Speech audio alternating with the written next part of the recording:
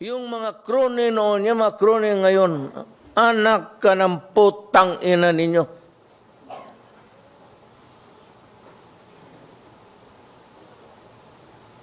Ayan, nationwide man yan. Ikaw, ABS-CBN, you're a mouthpiece of man. Ang inyong franchise mag-end next year. If you are expecting na ma-renew yan, I'm sorry. You're out. I will see to it that you're out.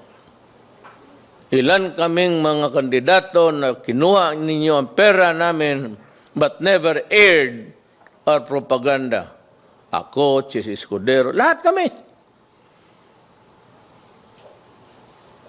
Pero yung propaganda ni Trillanes portraying children and which was really a prohibited act under the rules of the election code in spite of the fact na may TRO na huwag ninyong ipalabas, pinalabas ninyo. Ngayon, you come to me begging, ang kawawa kayong second generation na walang kaamong-among nandyan sa akin, parang hindi na malaman kung ano ang body language nila.